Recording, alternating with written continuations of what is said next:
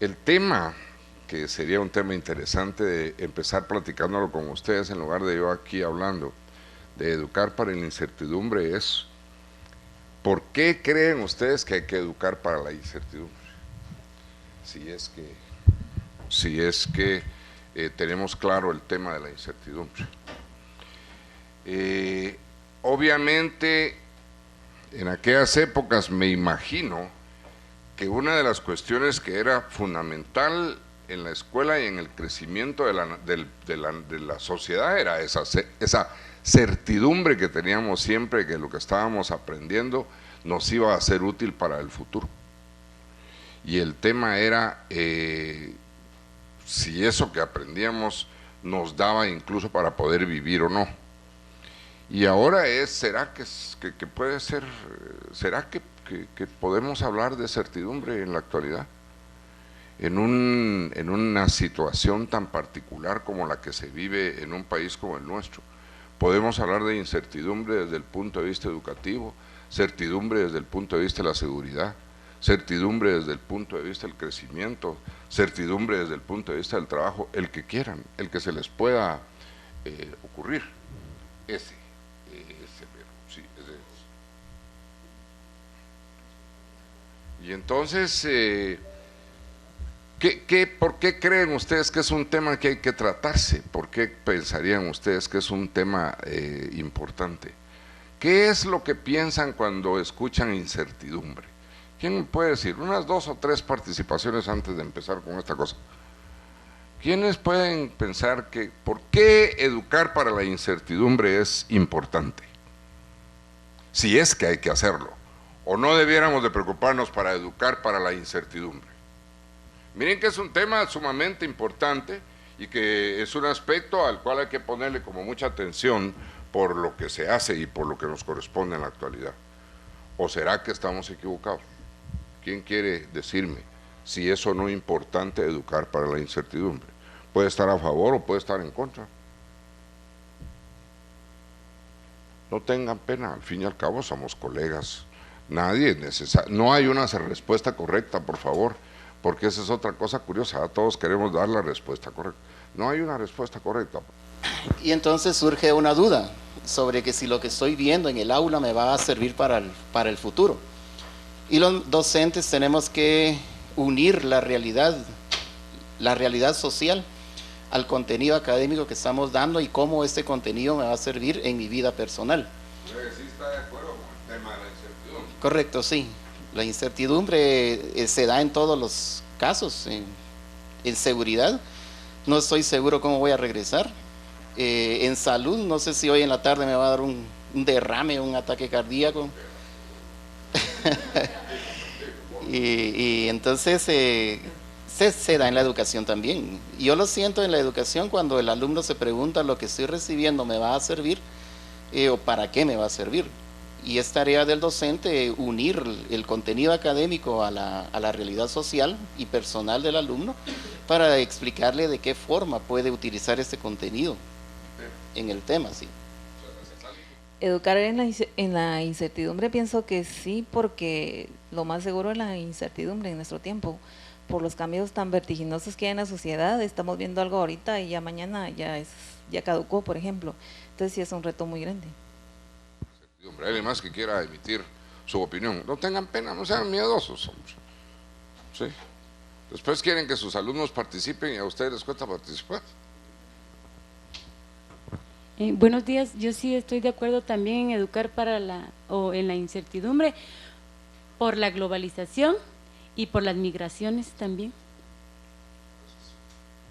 Bueno, hay muchas razones y el tema de la practicidad para educar para la incertidumbre no es que vayamos a enseñar cosas que no tenemos ni la menor idea qué es lo que va a pasar, ¿verdad? Sino con lo que tenemos de cierto, tenemos que enseñar para y hacia la incertidumbre. Es decir, ¿por qué enseñar el teorema de Pitágoras? ¿Qué utilidad tiene el teorema de Pitágoras? ¿Qué utilidad tiene saber los ríos de Guatemala? ¿Cuál es la utilidad que tiene conocer cuáles son los nombres de todos los volcanes que el país tiene? ¿Cuál es la utilidad, incluso poniendo otras cosas como la filosofía? Y las vidas, ¿por qué es importante saber quién fue Miguel Ángel Asturias? Piensen en lo que quieran de lo que enseñan en sus aulas y traten de responderse a sí mismos cuál es la utilidad que tiene. Y van a encontrar algo muy curioso. Desde el punto de vista utilitario, podría no servir de nada. ¿Quiénes de los que están aquí? A ver, ¿quién de ustedes se acuerda del teorema de Pitágoras? El teorema de Pitágoras, ¿no me preguntamos? ¿Quién sabe qué dice el teorema de Pitágoras? El teorema de Pitágoras dice que la suma de los cuadrados de los cartesios es igual al cuadrado de la hipotenusa. Muy bien, muy bien. ¿Alguien más? El teorema de Pitágoras. ¿Se acuerdan qué dice el teorema? Y mi pregunta es, ¿qué utilidad tuvo el teorema de Pitágoras para ustedes a estas alturas? Tiene muchas utilidades, por ejemplo, para determinar la distancia en un terreno triangular. Perdón. El teorema como tal es útil. Ajá. Sí, no, mi pregunta es si el saberlo les ha sido útil o no a ustedes hasta estas alturas de su vida. Ah, bien, ha sido útil. Muy bien. Sí, ¿Usted útil. sí Le he encontrado. Sí, ¿Hace ha servido. algo de ingenierías o cosas por el estilo donde lo coloca? Sí, trata la manera de explicar eso a los alumnos. Esos. Entonces su utilidad está en función de que hay que enseñar. Muy bien. ¿Se dan cuenta? Entonces, cuidado, porque uno no puede buscar siempre enseñar cosas útiles, porque no tenemos ninguna garantía de la utilidad que éstas puedan tener en la vida de las personas. El tema es, ¿por qué entonces enseñar? Bueno, a mí se me ocurrió el teorema de Pitágoras como se me puede haber ocurrido cualquier otra cosa, pues, ¿verdad? ¿Qué sentido tiene saberse el poema de Batres Montúfar, de Yo pienso en ti? Si es que se acuerdan, ¿verdad? Si es que se acuerdan del poema, pues qué sentido tiene enseñarlo, ¿verdad? Y cosas de ese tipo. El tema es cómo lo académico es útil para lograr algo. Es hacia eso a lo que voy. ¿Está claro? En donde definitivamente una de las primeras y más importantes y principales cosas es el asegurarnos de que el pensamiento crítico se está llevando a cabo, ¿sí? Hacia eso es a lo que debemos de visualizar. ¿Por qué? Porque el tema de la incertidumbre, como decía el colega aquí adelante de hoy, el problema es que no sabemos qué es lo que va a pasar después. Es decir, no tenemos ninguna certidumbre de una serie de cosas, pero el conocimiento sí es una certidumbre que me puede servir y que de hecho es útil para generar por encima de cualquier cosa procesos de pensamiento. ¿De acuerdo? ¿Y qué es lo que en realidad importa, colegas? La oportunidad de desarrollar procesos de pensamiento, la oportunidad de lograr que efectivamente la información que yo recibo me es útil para tomar decisiones. Entonces, la información que yo recibo debe de ser lo más clara posible, lo más apegada a la verdad posible, naturalmente. ¿De acuerdo? Veamos. Y otra cosa, por favor, dentro de lo que estamos platicando, dentro de lo que vamos platicando, si quieren preguntar algo, o si algo de lo que he dicho no está claro, háganme la campaña me levantan la mano y piden, o si no están de acuerdo con lo que estoy diciendo, con toda la confianza, por favor me lo dicen. La base fundamental de la educación para la incertidumbre es enseñar a pensar, a disentir y a respetar al otro. Entonces aquí lo importante es enseñar a pensar, a disentir y a respetar al otro. Son tres elementos fundamentales que deben de estar presentes dentro de la estructura de pensamiento y dentro de la estructura de enseñanza que nosotros vayamos a utilizar. Enseñar a pensar, a disentir y a respetar a otro. Ese es un punto vital sobre el cual voy a estar necio y voy a poner ahorita un ejemplo de eso de enseñar a pensar, a disentir y a respetar al otro. Este tema del respeto al otro, en función de no estar en acuerdos comunes, cuesta mucho. porque el que no está de acuerdo conmigo está contra mí. Y regularmente agarramos las cosas de manera personal, porque no hemos sido educados para aceptar opiniones contrarias a las que yo estoy externando. Y entonces cuando alguien se me acerca o cuando alguien dice cosas con las cuales no estoy de acuerdo, me empiezo a sentir relativamente agredido y me pongo a la defensiva de inmediato. Y entonces ya no es fácil construir un diálogo. Entonces, una de las cosas, colegas, que hay que enseñar es esa: cómo disentir y cómo respetar al otro en función de ese tema de disentir. Respetar al otro no es simplemente que yo venga y diga, señorita, buenos días, yo saludarla, disculpe o siente. Eso no es nada más. El problema va a ser que cuando estableciendo una relación de cualquier tipo, si no estamos de acuerdo en algo, no nos vayamos a empezar a tratar mal, pues, o a sentirnos agredidos o cosas por el estilo, que es una de las cosas que puede suceder. Entonces esa es parte de lo que hay que como que trabajar. Por eso es que, y otra cosa, colegas, y esto es muy intencional, estos son componentes afectivos y no cognitivos. No voy a discutir con ustedes si Pitágoras tiene o no tiene razón. Eso no lo voy a discutir. Sino voy a discutir con ustedes qué funcionalidad puede tener conocer o no conocer el teorema de Pitágoras. Y repito, puse el teorema de Pitágoras no porque sea de vital importancia, pude haber puesto cualquier otra cosa. ¿De acuerdo? Y por eso es que lo que plantea este corriente de pensamiento es cómo ayudamos a los estudiantes a que resuelvan sus problemas dándoles herramientas y conocimientos, lo que no se consigue con programas rígidos. Ese es el problema. Miren, lo que puede ser rígido es el contenido con el que trabajamos, pero la forma como trabajo el contenido, eso es lo que no necesario, es lo que no va a ser rígido. Miren lo que va a pasar ahorita, pues, les voy a dictar algo, así como lo oyen. Hay una intencionalidad siempre en lo que hago, es decir, les voy a dar un decálogo que les va a ser muy útil, no ahorita, sino conforme vamos transcurriendo en la plática. Un decálogo para que vean de cómo ciertas cosas son útiles. Entonces voy a dictar con una intención. Bueno, por favor, atiendan a lo que les voy a dictar. Le llamaremos número primo a todo número entero positivo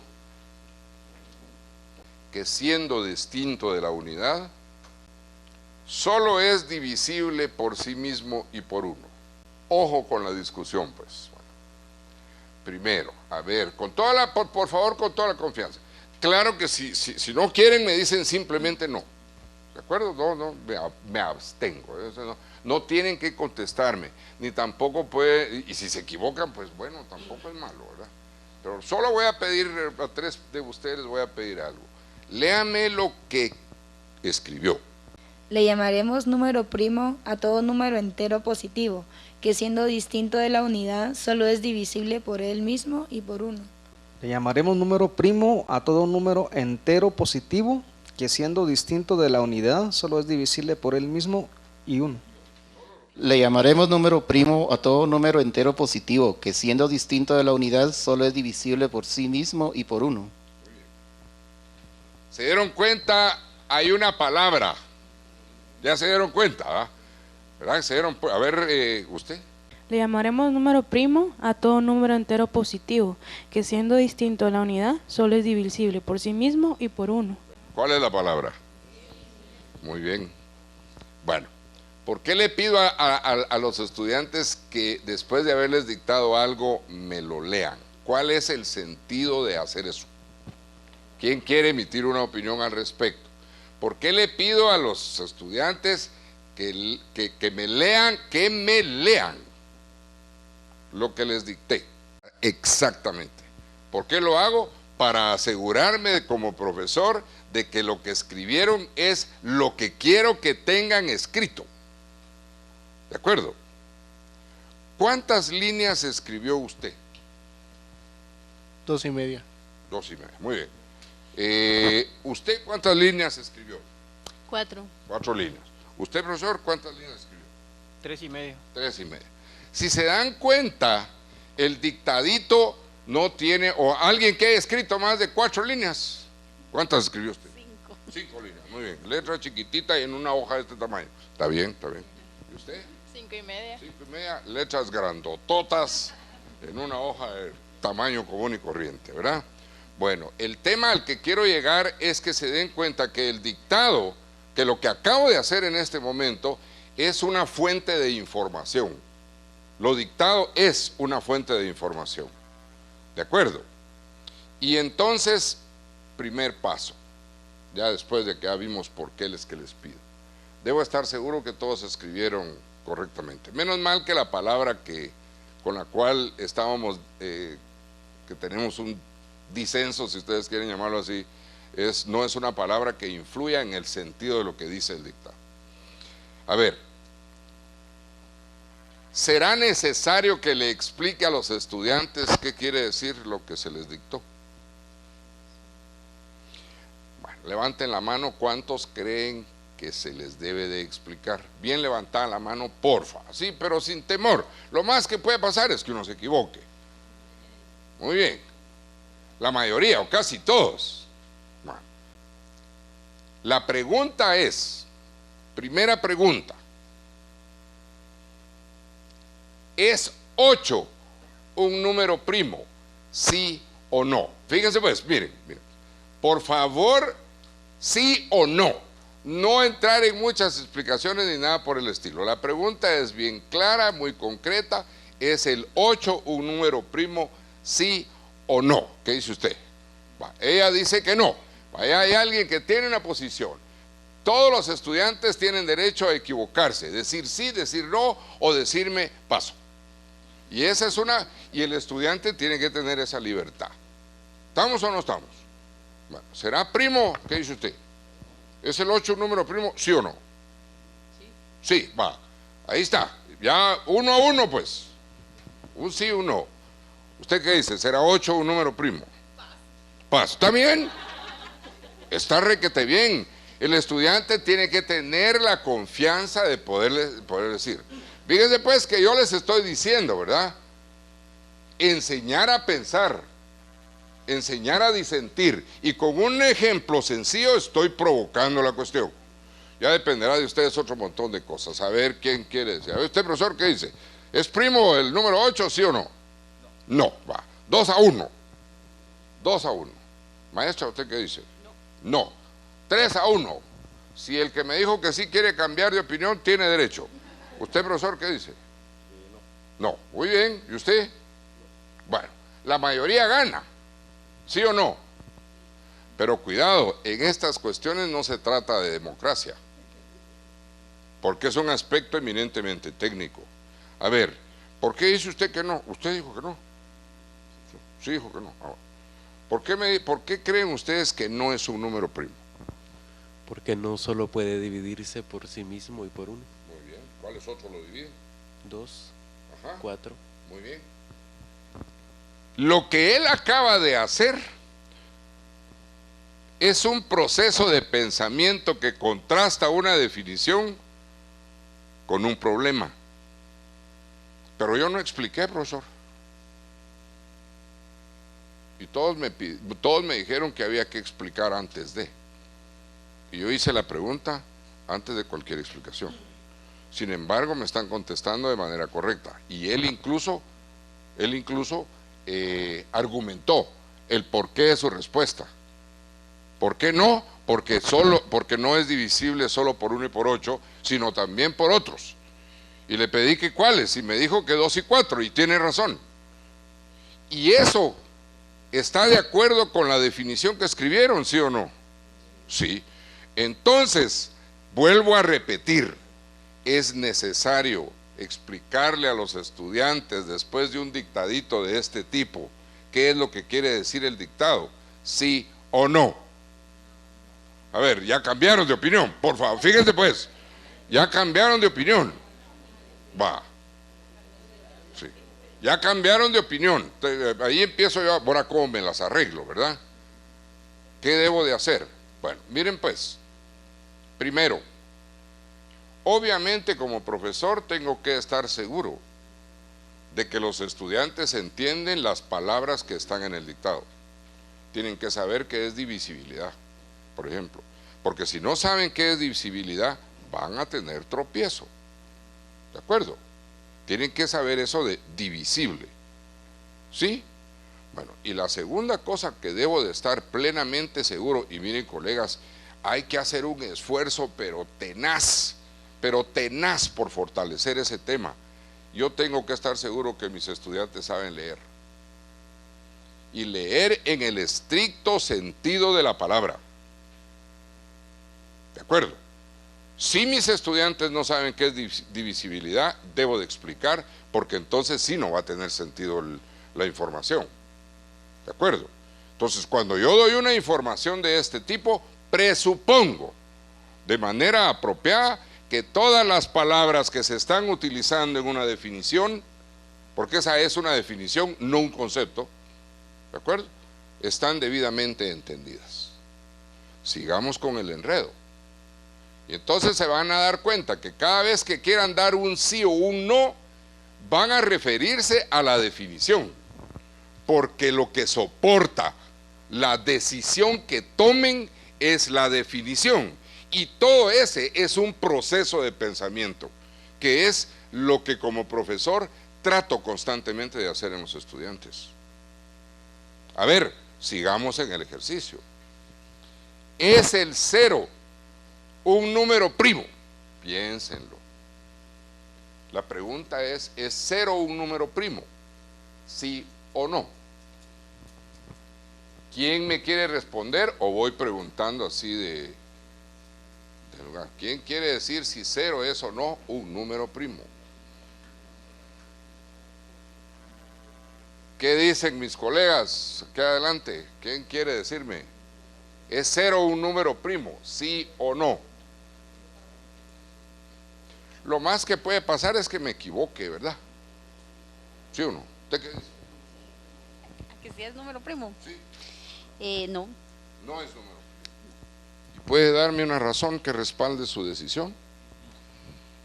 Es que para mí dividir 0 dentro de 0 igual sigue siendo 0 y, o sea, no hay como nada definido así. Ahí, vean porfa, no, es muy importante su reacción porque me sirve de un ejemplo claro de lo que sucede. Aquí es más o menos su corazón el que está actuando. Sí, es su intuición la que está actuando, lo cual es válida, pero no es precisamente lo mejor para tomar decisiones de cierta índole. Estamos de acuerdo, pero por eso, ¿usted qué dice? ¿Te pasa? ¿Está bien? Está bueno. ¿Quién quiere decirme si 0 es o no un número primo? Bueno, debido al temor que presentan y manifiestan nuestros queridos colegas. Entonces, ¿usted qué dice? Yo digo que no, porque la definición dice que le daremos el número primo a todo número entero, y el 0 no es entero. Bueno, muy bien. Bueno, perdón, no, muy bien que me conteste, pues, pero no estoy diciendo que esa es la cuestión. Inmediatamente se dan cuenta que la dificultad en tomar decisión es por falta de conocimiento en ciertas cosas. ¿De acuerdo? 0 es un número entero. ¿De acuerdo? Todos los números positivos, 1, 2, 3, 4, 5, 6, y menos 1, menos 2, menos 3, y 0 son números enteros. Lo único es que 0 no es positivo. Sí. Lo único es que 0 no es ni positivo ni negativo. Entonces se sale de la definición, por un lado. Pero por otro lado, la compañera tuvo razón en una parte. No se puede dividir por 0. Cuando usted me dijo que 0 sobre 0 no sé, tenía razón. ¿De acuerdo? Entonces sí habían luces, pero cuando estoy con los estudiantes en las discusiones de conocimiento del tema, debo de asegurarme que tienen el vocabulario necesario para que entiendan de qué estoy hablando, porque si el vocabulario necesario no está del todo conocido, entonces no es que no entiendan la definición, no es que no entiendan la definición, es que el vocabulario que la definición tiene no me está ayudando. ¿Estamos bien o no? Pero los pasos que estoy mencionando son vitales verdaderamente para el desarrollo del pensamiento crítico y para promover un aprendizaje no solo significativo, sino un aprendizaje que se vaya hacia adelante. Entonces, 0 sí es un número entero, pero no puedo dividir por 0. Si ustedes dividen por 0, la calculadora o el teléfono les va a dar error. Siempre. Si dividen por 0, no es lo mismo 0 dividido 3 que sí es 0. Pero 3 dividido 0, no. Les va a dar siempre error. Si tienen duda, pues háganlo. Si no tendrán calculadora, pero seguro que tienen teléfono. ¿Vamos bien o no? Pero piensen de veras, si hay dudas, deben de tratar de aclararse para que tenga sentido lo que estamos haciendo. Va la siguiente pregunta, pues. La siguiente pregunta. ¿Es 1 un número primo? ¿Sí o no? A ver qué dice usted. ¿Pasa? Sí. Bueno, ella dice que sí. Vamos a ver, ¿qué dicen los demás? ¿Qué dicen los demás? ¿Quién quiere decirme? Es que me da pena porque cuando me les acerco, saben que es simpática pero es una actitud válida ustedes. Es una actitud válida clásica en los estudiantes. Me les acerco. Está bien, pues, ni modo. Está bueno, ¿verdad? Ya es una manera de decirme que no. ¿Verdad? Entonces, ¿usted qué dice? ¿Es el 1 un número primo, sí o no? Sí. Sí, bueno, ¿y usted qué dice? Sí. ¿Sí? Sí. ¿Y usted? Sí. ¿Sí es primo? Sí. ¿Usted qué dice? Que sí. Que sí es primo. Bueno, aquí hay 4 ya. 4 opiniones de que sí. Me voy a ir para atrás para que no crean que es lo malo de... Profesor, ¿qué dice usted? Yo digo que no porque... Ahí déjelo ahí, ¿sí o no? Dije nada. No. Déjelo ahí. ¿Sí o no? Allá hay un no. Hay un no. A ver, volvamos con usted que tenía una posición interesante desde hoy. ¿Es 1 un número primo, sí o no? Sí. Sí. ¿Usted qué dice? Sí. Que sí. Sí. Sí es primo. Sí, es primo. Sí es primo. Bueno. El número 1, mi pregunta es si 1 es primo o no. ¿Usted qué dice, profesor? Paso. Pasa. ¿Y usted? Paso también. Pasa también. ¿Usted qué dice? Que no. Que no. Oye, ¿usted? Que sí. Que sí. ¿Usted qué dice? Que sí. A ver. Pongan atención bien, pues. A ver usted. Lea en voz alta la definición, por favor. Le llamaremos número primo a todo número entero positivo que siendo distinto de la unidad solo es divisible por sí mismo y por 1. Léalo otra vez, por favor, si no le molesta. Hágame la campaña, leerlo así, con pasión. Le llamaremos número primo a todo número entero positivo que siendo distinto de la unidad solo es divisible por sí mismo y por 1. Una tercera vez, por favor. Le llamaremos número primo a todo número entero positivo que siendo distinto de la unidad solo es divisible por sí mismo y por 1. Ella me va a explicar por qué no. Vea, va a dar su razonamiento por qué no. No, porque la definición dice que es un número entero positivo, que siendo distinto de la unidad, A ver, solo calma. Repítame ese pedazo, por favor, también así, con pasión. Compasión. Muy bien. Dice que es un número primo todo número entero positivo que siendo distinto de la unidad. Por lo tanto, ¿es 1 un número primo? No. Bueno, ¿están convencidos? ¿Ya? ¿Está claro el tema? Ahí hay un proceso de balance crítico. ¿Sí? Porque si verdaderamente entiendo lo que leo, es la definición la que soporta el tema. ¿Sí o no? Por lo tanto, ahora levanten la mano con ganas, con muestra de que de algo está sirviendo todo este lío. La pregunta ¿es 1 un número primo, sí o no? ¿Quiénes apuestan porque sí? ¿Quiénes apuestan por qué no? Va. Colegas, ese es aprendizaje. ¿Ya? Y no expliqué en ningún momento lo que dicté. Fíjense pues. No expliqué en ningún momento lo que dicté. ¿Qué quiere decir?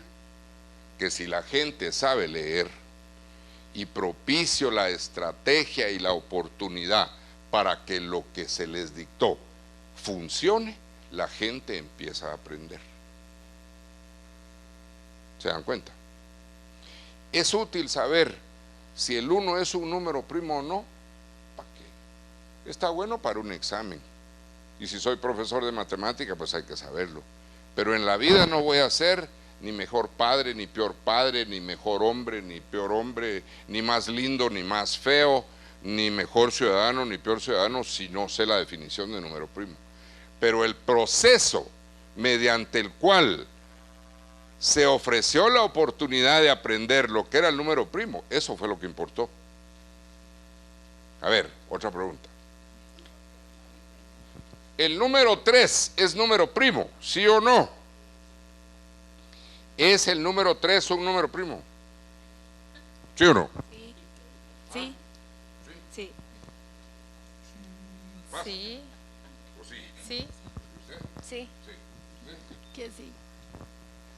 Muy bien. ¿Por qué el número 3 es un número primo? Porque es positivo. Ajá. Muy bien. ¿Qué más? Entero. Es entero, muy bien. ¿Qué más? Y solo se unidad. Es distinto a la unidad, muy bien. Se divide solo por F. Y solo es divisible por sí mismo por 1. Va, eso es el aprendizaje. Y si la persona es capaz de llegar a tomar decisiones apropiadas en función de la experiencia, ese es aprendizaje. Estamos, ya de veras. A ver, fíjense pues. Otra cosa, vean cómo la educación está plagada de oportunidades para promover el pensamiento. ¿Cuándo se tilda la palabra tú? Cuando actúa como pronombre personal. Entonces, miren pues, la misma. Yo puedo llegar un día a clase con mis alumnos y les dicto, bueno, tú se tilda cuando actúa como pronombre personal. ¿Necesito explicación? Bueno, ya está bien escrito y toda la cosa. ¿Cuál es el siguiente paso? El paso que debe ser inmediato. No, un ejemplo no. No. Si me entendieron, si toman la, ¿cómo se llama la cuestión? Lo que puedo hacer en lugar de poner ejemplo es empezar a preguntar. ¿Tú fuiste? Se tilda. Ese no es un ejemplo. No. Es una pregunta. ¿Cómo sería un ejemplo? Si yo les dijese, en la expresión tú fuiste, tú actúa como pronombre personal, por lo tanto hay que dictarlo, hay que tildarlo. Ese es un ejemplo. ¿Sí? Tu camión. En la expresión tu camión, tú no se tilda porque no actúa como pronombre personal. Ese es un ejemplo. Y eso es contra lo que yo soy. Porque después de haberles dado la definición, les doy 300 túes. Y decida pues. Ahí está. Distráigase un ratito, tilde donde hay que tildar y no tilde donde no hay que tildar. Y entonces yo como profesor me empiezo a dar cuenta si lo que se planteó como conocimiento está funcionando o no. Pero eso sí, ¿cuál es básico que yo me asegure? Que la gente entiende lo que le acabo de dictar. Si la gente no sabe qué quiere decir pronombre personal, no va a nunca poder tomar una decisión. Y no es que la gente sea tonta, es que no sabe. Vamos. Es necesario aprender a navegar en un océano de incertidumbres a través de archipiélagos de certeza. Ese poema no sé quién lo escribió, pero no fui yo. Pero a alguien le gustó escribírmelo así, le dije que bueno, está bien, es necesario aprender a navegar en un océano de incertidumbre.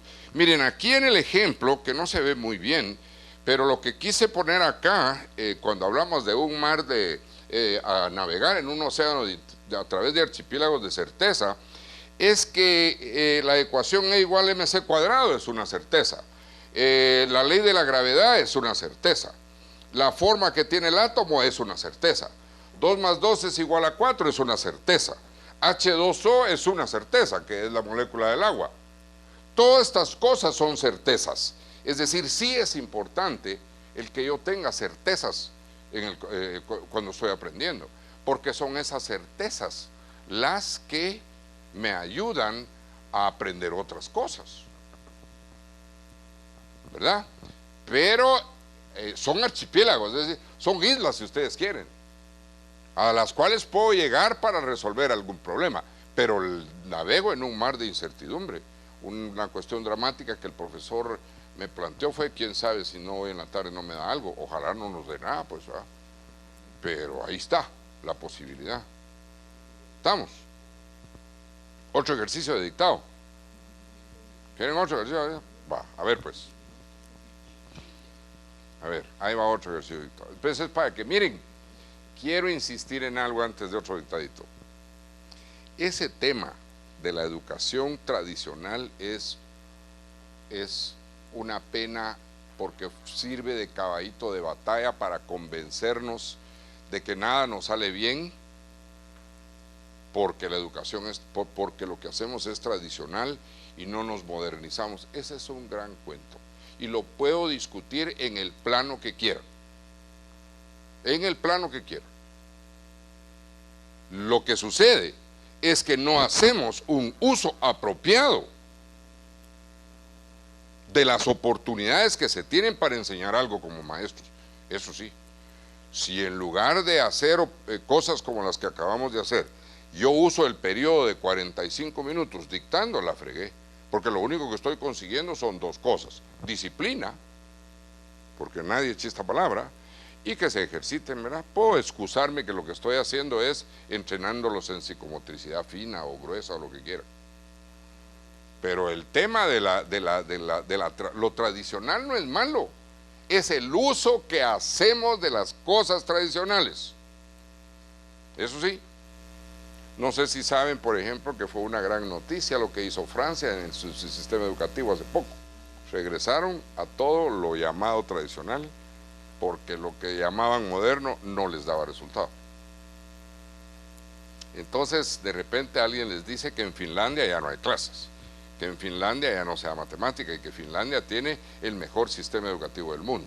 Y como yo les digo, sí, traigan entonces todo lo que los finlandeses hacen. Lo único que no se pueden traer para nuestro sistema educativo son finlandeses. Y nosotros estamos muy lejos de ser finlandeses, pues. No, hombre, podemos hacer usos apropiados de. Por eso les pregunté, ¿cuántas líneas escribieron? ¿Y cuánto nos tardamos en el dictado, en el dictadito? A ver, va otro dictado. Si quieren, tomen tiempo. Miren la cantidad de líneas. Otro dictadito. Aceleración. Es el cambio de la velocidad en la unidad del tiempo. Aceleración es el cambio de la velocidad en la unidad del tiempo. ¿Qué escribió? Aceleración es el cambio de la velocidad en la unidad del tiempo. ¿Cuántas líneas? 2 líneas. Más o menos, ¿cuánto tiempo? Échese un 20 segundos. Muchas gracias. ¿Usted? Aceleración es el cambio de la velocidad en la unidad del tiempo. ¿Cuántas líneas? 1,5. ¿Cuánto tiempo más o menos calcula que le tomó el dictado? Unos 25 segundos. Muy bien. Vamos bien. Vamos. Y así me puedo pasar entre distintos estudiantes. Obviamente una definición no implica nunca entendimiento, de ninguna manera. Pero uno de profesor tiene que estar seguro, fíjense pues, uno de profesor tiene que estar simplemente seguro de qué es lo que quiere que los estudiantes aprendan. Eso es todo, porque le da seguridad al profesor y le da seguridad al estudiante. Entonces, en este momento lo único que me interesa es que aprendan de memoria la definición de aceleración. Tienen 2 minutos máximo para aprenderse de memoria la definición de aceleración, por favor. Usen la estrategia que quieran, se pueden levantar, lo pueden escribir, se pueden decírsela al uno al otro, etcétera, etcétera. Pero yo como profesor quiero que se sepan de memoria la definición.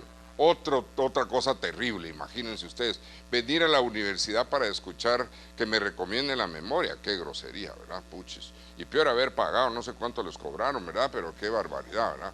El tema de para venir a aprender eso, qué pena, ¿verdad? A ver, entonces como yo como profesor quería que aprendieran de memoria la definición, entonces voy a evaluar. Las patas sentarse aquí adelante, ¿va? Ya no las voy a molestar. Voy a molestar allá atrás. Que se sientan atrás para no, ¿verdad? Pero usted con mucho entusiasmo la vi, entonces voy a empezar con usted. Dígame sin leer, ¿qué es aceleración? Es el cambio de la velocidad en la unidad del tiempo. ¿Cuánto le damos de calificación? 100. ¿Por qué? Porque eso era lo que como profesor quería. Y por lo tanto, ¿verdad? Viene ella y muestra que aprendió. Yo estoy viendo si entendió o no entendió, ni tampoco interesa en este momento. Entonces, 100. Muy bien. ¿Quién más me quiere decir de memoria que no sea profesor de ciencias? No me va a hacer trampa. Dígame pues, ¿qué es aceleración? Es el cambio de la unidad de la velocidad del tiempo. No, es el cambio de la velocidad. Espere, calma. Es el cambio de la velocidad en la unidad del tiempo. Muy bien. ¿Cuánto le pongo de calificación? Siempre debe tener una oportunidad la gente para poder... Usted dígame qué es aceleración.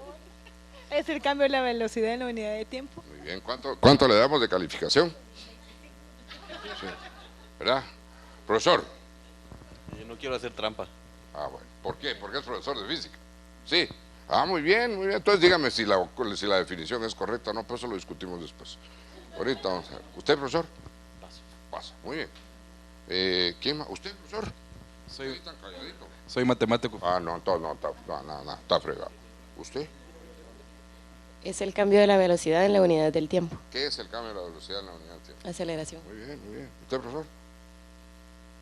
Es el cambio de la velocidad en la unidad del tiempo. Y si esa es la intención de... ¿Quién? ¿Qué es aceleración? Es el cambio de la velocidad en la unidad del tiempo. Muchas gracias. Miren pues, como todos sacan 100,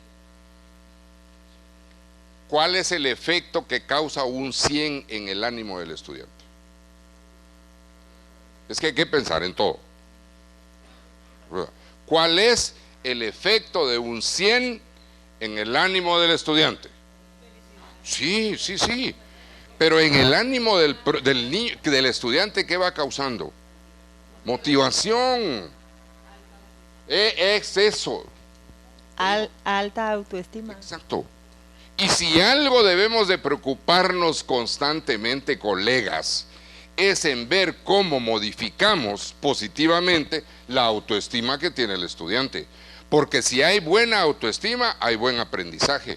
Y si hay buen aprendizaje, tenemos mejores condiciones operativas para después. ¿Sí o no? Un 100 causa buen ánimo. Y si lo que yo como profesor quiero es que se lo aprendan de memoria, apréndanlo. Porque les va a servir. Claro, eso sí, yo no tengo ninguna garantía de que han entendido de qué se trata. Pero entonces ahora viene la estrategia del profesor para empezar a ver si en realidad lo que leyeron, porque vuelvo otra vez con el tema de la lectura, para determinar si lo que leyeron ha sido entendido para que la definición se convierta en un concepto. ¿Estamos? Ahora sí, un ejemplo raro. Vengo a 80 kilómetros por hora, angustiado, medio bravo porque ya son las 8 y tengo que ir a dar clase a los colegas a la Galileo y el tráfico me está matando, a 80 y le voy dando cuando el semáforo se pone en amarillo. Y entonces venía a 80, bajé a 40, tratando de pasarme en amarillo, siempre las tonterías que uno hace, pero ya no me da tiempo y baja, pone rojo y mi aspirómetro marca 0. ¿Está claro el ejercicio? Sí. La pregunta es, ¿hubo aceleración? ¿Sí o no? Solo un sí o un no, por favor. Después vamos a discutir. ¿Verdad? Entonces vamos a ver. Sí hubo. Sí. Sí. Sí hubo. Van 2 síes. Sí. Sí, ya van 3. Sí. Sí hubo. 4 síes, 4-0. A ver, ¿usted qué dice? Paso. Pasa, muy bien. ¿Usted? Sí. Sí hubo. ¿Y usted qué dice? Paso. Es que Pasa. Bueno, van 5-2 pasadas. Paso. Van 5-3 pasadas. No. 5-4 pasadas. Ah, no hubo, perdón. No hubo aceleración. Entonces van 5-3 pasadas y un no. No hubo aceleración. A ver, ¿qué dicen ustedes? ¿Hubo o no hubo aceleración? No hubo. Muy bien. Ya van 2. ¿Usted qué dice? Sí hubo. Sí hubo aceleración. Muy bien. ¿Usted qué dice? Sí hubo. Sí hubo aceleración. El sí está poniéndose interesante. Profesor, ¿usted qué dice? Paso. Pasa. Muy bien. Ya van 3 pasadas. ¿Pregunto aquí o no pregunto aquí? A ver, usted, señor. ¿Hubo o no hubo? No. No hubo aceleración. Repaso. Repasa. Usted va a tener que repasar toda la lección. ¿Hubo o no hubo aceleración? Sí, sí hubo. Hubo aceleración. Muy bien. Algunos lo dicen con seguridad, otros dudan. Y me parece excelente que lo discutan entre ustedes. ¿Sí? ¿Verdad? ¿Qué dicen? ¿Hubo aceleración o no? ¿Qué dice usted? Pasa. Muy bien. ¿Y usted qué dice? Sí. Sí hubo aceleración. Sí. Desaceleró. Desaceleró. ¿Pero hubo o no hubo aceleración? A eso no importa. ¿Hubo o no hubo aceleración? Sí, está bien. Está bien. Eso es por la concreticidad del tema. ¿Usted qué dice? Paso. Paso. Muy bien. ¿Usted? Sí. Sí hubo. Está bien. Dese en cuenta que yo no expliqué nada. ¿Se dan cuenta? Y un ejercicio de ese tipo debe ser constante. Por ejemplo, debimos de haber dado oportunidad, es que por el tiempo, es que no hago un montón de cosas que hay que hacer, pero debimos de haberle pedido que tuvieran una discusión entre ustedes, para ver si entre ustedes se convencen o no se convencen para tomar una decisión, pero debe darse la oportunidad. ¿De acuerdo? Para que después incluso las preguntas que se den dentro de la discusión puedan o no tener algún sentido. ¿Sí? Bueno, la respuesta es, miren pues,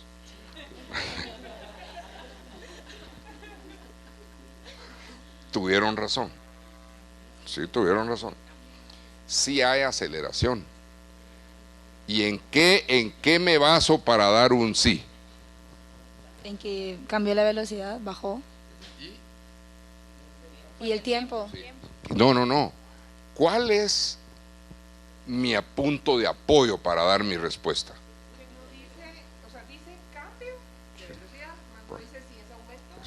Eso no importa. Muy bien. Sí. Si hubo un cambio de velocidad, según la definición, sí hay aceleración.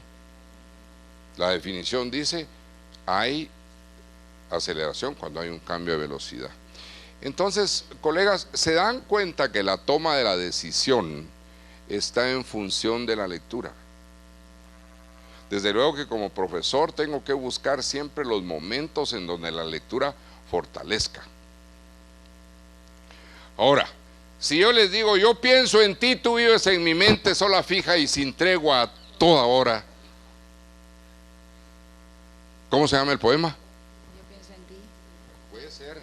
Esa no es una buena salida de mí como profesor. ¿Por qué? Porque puede ser que la gente no sepa cuál es el poema. ¿De acuerdo? Y entonces esa no es una buena salida, no es un buen mecanismo para poder utilizar la estrategia que hemos estado utilizando para que se dé el proceso del pensamiento crítico. Y es que el pensamiento crítico no es saber la definición, ¿verdad? Sino el pensamiento crítico se da en el momento en que tomo una decisión para resolver un problema. Y la decisión es si hay aceleración, porque la definición dice cambio de velocidad en la unidad del tiempo. Hubo cambio de velocidad, hubo aceleración. ¿Es positiva o es negativa? Como sea, como sea. La colega de adelante me dijo desaceleración, tiene razón. Es decir, ya después le damos nombres al tema cuando las cosas son para adelante, para atrás. Ahora, ¿por qué utilicé la palabra aceleración en particular? Porque coloquialmente hablando, acelerar es aumentar velocidad. Por eso es que usé intencionalmente la palabra. Porque acelerar es coloquialmente aumentar la velocidad. ¿De acuerdo? Y entonces, tomar la decisión de si hay aceleración cuando la velocidad disminuye, se me atranca el corazón. Porque en serio, por eso lo que decía anteriormente, regresen a la cosa, por eso lo que decía anteriormente, estos son componentes afectivos. Porque lo que se me atranca para tomar la decisión es algo allá adentro que me dice, pero si siempre acelerar es aumentar de velocidad. Y ahora me dicen que sí, que no, pero no, ahí disminuye la velocidad, entonces no hay aceleración. ¿Me entienden? Es decir, hay un proceso de reacondicionamiento en el aprendizaje. Y entonces es una especie de desaprender para volver a aprender. ¿Vamos bien? Bueno, ¿algún comentario? Yo quisiera, quizá un poquito presuntuosamente, ahorita le doy la palabra, quizá un poquito presuntuosamente de mi parte, que cada una de las cosas que les digo realmente lo pudieran grabar en su mente y su corazón, porque son el producto de un montón de años de lecturas, de investigaciones, de ensayos, para poder garantizar realmente el aprendizaje. Es decir, no estamos tratando verdaderamente de promover el tema del aprendizaje de la mejor manera posible, sin desechar cualquier experiencia bien utilizada para lograr ese aprendizaje. Por eso, con toda la mala intención de mi parte, dicté. Con toda la mala intención de mi parte, pedí aprender de memoria, para que se dieran cuenta que es un gran cuento el que les digan de que eso es tradicional y por eso es malo. No, es el uso que hacemos de las líneas tradicionales. Yo pude haber traído una película de esas de 13 minutos mostrando el tema de la aceleración y poner para aquí arriba con un oleógrafo y no sé ni qué es oleógrafo, pero la palabra me gustó, así que suena interesante en el tema de la globalización, me suena interesante, a la gente le gusta oír palabras así raras. Entonces hubiera podido poner ese oleógrafo que gira en el ambiente diciendo lo que es un número primo, y entonces la gente sale feliz y contenta de que está haciendo cosas modernas. Pero cuando sale de aquí se va a tomar el café, dos cosas pasan. La primera, se le olvida antes de que llegue al piso de abajo, esa es la primera. Y la segunda es que cuando esté con sus alumnos, ¿de dónde va a sacar para hacer un oleógrafo y la gran diablo y toda la historia? Porque hay que hacer el esfuerzo de ser lo más realista posibles para que verdaderamente tenga sentido el tema educativo. Gracias, licenciado. Buenos días. Yo no estoy de acuerdo con que motiva siempre el sacar 100 puntos, por ejemplo. No siempre va a ser motivador. Algunas veces causa bastante estrés en los alumnos porque, lo decía usted, todavía utilizamos mucho la memoria, solo queremos que se grabe. No precisamente el que tiene la mejor nota o lleva la bandera es el alumno que más aprendió. ¿Sí? Entonces, para algunos resulta yo todavía me doy cuenta que muchos centros educativos tienen el famoso cuadro de honor, y yo estoy en desacuerdo con eso, porque no significa que el que tenga 10 puntos aprendió más. Es cierto, no los 10 puntos significan más. Lo que estamos haciendo es como le dijera, una propuesta que empuje a que la gente haga cosas y que active las cosas. Ahora, lo que sucede, mi distinguida colega, es, si yo utilizo únicamente la memoria como un indicador de lo que la gente aprende, estoy fregado. Estoy totalmente fregado. Por eso hice dos cosas. Pregunté de memoria y luego los puse a razonar para tomar una decisión. ¿De acuerdo? Entonces está en el profesor tomar las decisiones apropiadas para utilizar estrategias de evaluación que le indiquen que verdaderamente está logrando lo que se propuso, que sus estudiantes están aprendiendo. ¿Estamos? El tema del cuadro de honor y la bandera, etcétera, etcétera, pues como son cosas que el costumbre ha metido tanto, yo ya no lo protesto. ¿Quieren ponerlo? Pues pónganlo pues, porque comprometen a los estudiantes en la buena y en la mala, pero así están muchos acostumbrados.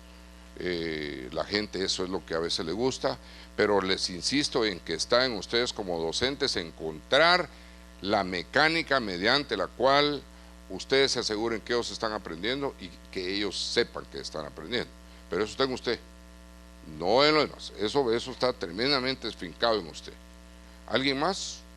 ¿Alguna opinión al respecto a lo que hemos hecho hasta este momento? Si todos guardan silencio, quiere decir que están de acuerdo con lo que estoy haciendo y que, bah.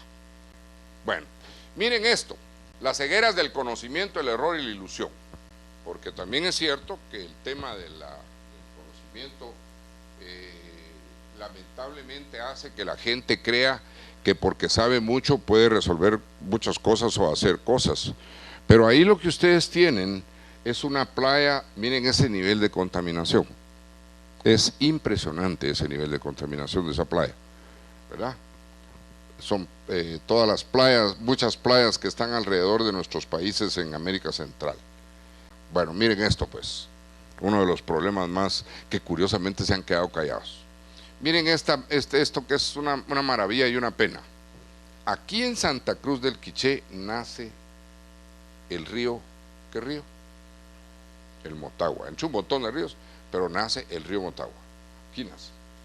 Y se viene el río Motagua con un montón de afluentes, de ríos, riachuelitos, etcétera, etcétera, que se le van uniendo y se le van uniendo y se le van uniendo, ¿verdad? Pasa por Guatemala, cerquita de Guatemala, ¿verdad? Aquí, pues el río Las Vacas es uno de los afluentes más fuertes del, ¿cómo se llama? Para la mala pata del río Motagua, viene todo el Motagua. Aquí va todo el río Motagua que pasa por el Progreso, por Zacapa, el río Grande, se le conoce en algún lugar, se llega hasta acá, miren ese río, llega hasta que llega aquí, ¿verdad? Y los desechos que lleva el río Motagua han contaminado tremendamente, como lo vieron en la anterior, cerca de 40 kilómetros de las costas de Honduras. Entonces Honduras está demandando a Guatemala, pero ya se quedaron callados.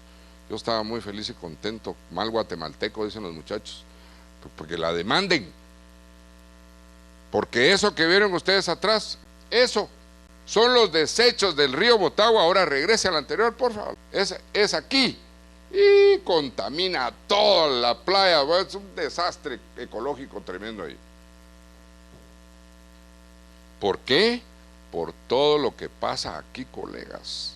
El río Motagua se hizo famoso en una temporada porque ahí tiraban a todos los muertos, pues. Sí, toda la gente, ¿verdad? Pero no es solo eso. Es una cantidad de desechos espantosos. Y de desechos que nos van. Entonces ahí hay problemas que hay que resolver. Ahí hay uno de esos, miren. La mayor suciedad la genera la ciudad de Guatemala al contaminar el río Las Vacas, que es uno de los más fuertes afluentes del Motagua. Y el problema es cómo lo paramos, ¿verdad? Según el Ministerio de Ambiente y Recursos Naturales, el río está contaminado por desechos sólidos, en su mayoría por recipientes plásticos. Entonces viene San Pedro La Laguna, en Sololá, ¿verdad? Y la municipalidad toma una decisión impresionante, porque sí es impresionante. Yo creo que dos decisiones impresionantes tomó San Pedro La Laguna. No estoy seguro si fue San Pedro. o si en el mismo municipio suceden las dos cosas.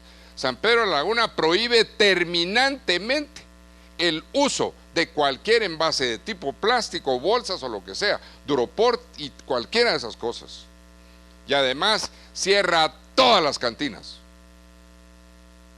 Ahora los muchachos van a chupar a la San Jorge de la Laguna. Entonces, San Jorge de la Laguna están felices, pisto como la gran de ahora, porque como cerraron todas las cantinas de ahora se van para otro lado. Es que somos divinos o no. Pero el haber decidido el tema del agua, esa es una muestra muy clara de que la única manera de resolver ciertos problemas es tomando decisiones muy drásticas. Entonces, si usted llega a San Pedro de la Laguna a echar un colazo, porque el lugar es muy bonito y todo el lugar es muy lindo para llegar, pero usted lleva su botella de agua pura en la mano, tiene que botarla antes de entrar, porque si entra a San Pedro de la Laguna, las autoridades la ven tomando el agua o con el plástico, lo multan. Con multas que van, que creo que desde 100 quetzales hasta 1000 o no sé cuánto. Y si no, presos. ¿Será muy drástico? ¿Será? No sé, pero ahí va. Claro que después de esto, todos los que fabrican plásticos pondrán el grito en el cielo y se empezarán a preocupar tremendamente de qué es lo que está pasando. Porque si se cierra eso, sería. Pero ahí hay un problema tremendo. Miren, es la playa de Honduras la que recibe los desechos del río Motagua. Menos mal que no somos nosotros, me dice un cuate, y es que casi que lo cuelgo, man. Ya es que así somos, hay que tener cuidado. Pero esos son procesos de enseñanza, colegas. No estoy poniendo cosas solo porque se me ocurrió hoy en la mañana y dije, hijos, ¿qué voy a ir a hablar? A veces me pasa así, ¿va? Pero bueno. A veces me pasa, hijos, que voy a ir a hablar, ahí voy.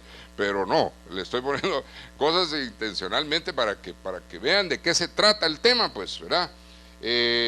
Miren, para sanar el río se coordinan 19 municipalidades. El valor de cada planta de tratamiento de agua está entre 3 y 20 millones de quetzales, y en el 2019 las comunas del país deben, porque ya es una ley, las comunas del país deben tener listas las plantas de tratamiento. Lo único malo en ahí es que dice deben tenerlas listas. La ley debe decir deben estar funcionando, no deben estar listas, ¿verdad? Sino ya funcionando. Pues allá hay un drama en el cual posiblemente ni lo que es aceleración, ni si se tilda o no se tilda la palabra tú, ni si el número primo es o no es primo, ¿verdad? Entonces, ¿cómo resuelvo ese tipo de problemas con los números primos? A saber. Pero eso sí, si he sido debidamente entrenado, y uso la palabra de manera intencional, si he sido debidamente entrenado en la escuela para que mi mente realmente esté funcionando, entonces voy a encontrar soluciones apropiadas para los problemas con los cuales voy a tropezar. Esa es la intención del tema de la incertidumbre, ¿verdad? Acuérdense que los estudiantes se enfrentan con una serie de problemas que nosotros los profesores no estamos en posibilidad de resolvérselos. Es decir, nunca le voy a saber, ¿verdad? Saber, no sé, tal vez uno no va a decir así nunca. Pero ¿cómo le voy a resolver yo a un estudiante que el papá sea borracho y que eso en la vida lo esté angustiando? ¿Cómo le voy a resolver yo a él que la mamá ande revoloteando por todos lados? ¿O cómo le voy a resolver yo a él de los problemas de la economía, etcétera? No se los van a resolver, colegas, no van a poder. No van a poder resolver los problemas. Pero lo que sí pueden, lo que sí podemos es convertir la oportunidad de la presencia de esos niños o de esos adolescentes en la escuela en algo positivo que les ayude a aprender verdaderamente las cosas. Oí una historia muy buena que me dejó impactado. Un don se quedó con 2 hijos, la mujer lo abandonó y le dejó a 2 hijos varones, pero el don era una chorcha. El don era terrible, además de borracho, sinvergüenza, narcotraficante, era todo lo malo que se puede imaginar. Lo único que se medio preocupó de que los hijos comieran, eso sí, ¿verdad? Pero ahí está. Entonces ya los hijos grandes, uno de ellos resultó igual que él, corrigió y aumentado, ¿verdad? Sicario y toda la historia. Lo capturan, lo meten preso y entonces le van a entrevistar. Y el otro hijo todo lo contrario. Y entonces ante esa disyuntiva vienen los investigadores, los psicólogos, los sociólogos, los antropólogos, los médicos, los de todo, ¿verdad? Que van a investigar. Y le preguntan al que está preso, y mire, ¿y usted por qué paró en esto? Pues, ¿por qué no cambió? ¿Por qué paró en estas circunstancias? Y él contestó, y con la clase de padre que yo tenía, ¿qué querían ustedes que pasara? Pues sí, ¿verdad? Pero entonces fueron a hablarle al otro que era gerente de una compañía internacional y toda la historia, que había tenido un buen éxito, que tenía una familia muy muy buena con hijos, etcétera, y le preguntan, mire, ¿y usted cómo logró salir del problema? ¿Por qué usted logró este nivel de éxito? Y él contestó, con el tipo de padre que tenía, ¿qué querían ustedes que yo hiciera? Genial, ¿verdad? Brutal. Pero por favor, mastíquenlo, denle vuelta a la historia, tráguenselo, piénsenlo, medítenlo, reflexionen alrededor del tema.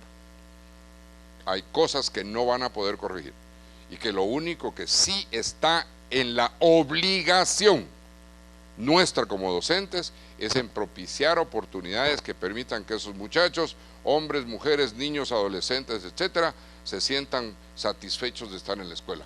Por eso el 100, maestra, por eso el 100, por eso la importancia de tener un 100. ¿Algún comentario que quieran hacerme al respecto del? Vean que he brincado en dos cosas distintas, ¿verdad? Los principios del conocimiento. Tenemos cierta tendencia a elaborar el currículum de cada asignatura a imagen y semejanza de lo que sabe el profesor. Eso ya ha cambiado bastante. Bueno, ¿creen ustedes que ha cambiado bastante? Esas primeras líneas. Tenemos cierta tendencia a elaborar el currículo de cada asignatura a imagen y semejanza de lo que sabe el profesor. Con esta dinámica, los saberes que realmente importan suelen llegar demasiado tarde. Es decir, siempre vamos por detrás de los acontecimientos. ¿Qué opinan ustedes de eso? Es como si estuviésemos reproduciendo la historia en lugar de construirla. En el currículo debe haber unos contenidos medulares que todos necesitan, pero también hay que dejar espacios para compartir en los que los estudiantes puedan discrepar. Punto 1. Casi nunca propiciamos el tema de la discrepancia, casi nunca.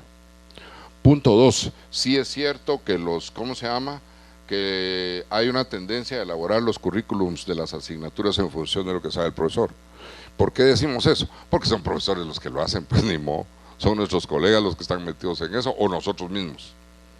Y lo cual malo no está. A lo que hay que ponerle atención es a esto. Deben haber contenidos medulares. Es decir, sí debemos de decir exactamente como profesores qué es lo que debe un estudiante de saber. Algún día nos vamos a poner bien de acuerdo, digamos, y no creo que sea del todo bueno, que pudiéramos decir qué es lo que debe de saber un estudiante cuando egresa de sexto año primaria. ¿Qué cosas debe de saber? Y posiblemente cuando terminemos de tomar la decisión de las cosas que el estudiante que sale de sexto año primaria debe saber, ya cambiaron muchas otras que nos obligarían. Por eso es que es tan importante el desarrollo del pensamiento crítico, el desarrollo de las condiciones de procesos de pensamiento que me permita y que nos permita constantemente llegar a adquirir conocimientos apropiados. El que Bob Dylan no haya ganado el Premio Nobel de la Literatura, ¿a qué nos lleva en la educación? ¿A qué nos lleva en la educación? Porque es que eso es lo que hay que echarse la pensada. Nos lleva simple y sencillamente, bueno, no tan simple, ¿verdad?, a que eso quiere decir que las estructuras de la literatura posiblemente están cambiando, a que lo que se considera sustantivo posiblemente está cambiando. ¿Por qué decidieron ya no leer María de Jorge Isaacs en la secundaria? ¿Algún profesor de literatura que me pueda echar una mano? Para que yo no emita opiniones fuera de lugar, ¿verdad? ¿Por qué ¿Ustedes leyeron María de Jorge Isaacs? Sí leyeron. ¿Y lloraron con María o no lloró con María? Lloró con María. Y habrán otros libros. ¿Y ustedes leyeron María de Jorge Isaacs, alguna de ustedes? Jovencitas. ¿Usted leyó María? ¿Y usted leyó María? ¿Usted leyó María? Sí. María de Jorge Isaacs. ¿De qué se trata? Así, ¿verdad? ¿Y usted leyó María? Bueno, 2-2 aquí, jóvenes. ¿Sí? Leyeron obligatoriamente, el señor presidente, a mí me pusieron a leer obligatoriamente el Quijote. Odiaba el Quijote con toditita mi alma. Y nunca entendí nada hasta que ya tuve al fin como 50 años. Entonces, ya de 40, 50 años, leo Don Quijote y veo por qué razón y entiendo por qué razón es una obra que no morirá nunca. ¿Verdad? Don Quijote. Pero cuando estaba de patojo, odiaba el Goethe. Yo miraba el Quijote y me salían ronchas y toda la cosa. A mí me gustaban los chistes, las callejas. Y me leí todas las novelas de vaqueros que se escribían en esa época. Siempre andaba uno con su porque me gustaba leer. Entonces me leía novelas de vaqueros, que eran novelitas de este tipo. Entonces yo me imagino que tanto leer novelas de vaqueros, y me imagino que yo ya caminaba como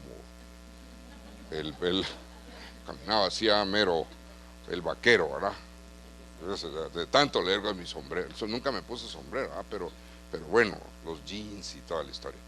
Entonces, esas cosas son las que no leyeron María. ¿Por qué quitaron María? ¿Es porque la obra es mala? ¿Ah? Sí, es porque la obra es mala. ¿Por qué no quitan nunca a Don Quijote? Pero explíquenme, no sean pura lata. Ustedes díganme, lo más que puede pasar es que no estemos de acuerdo.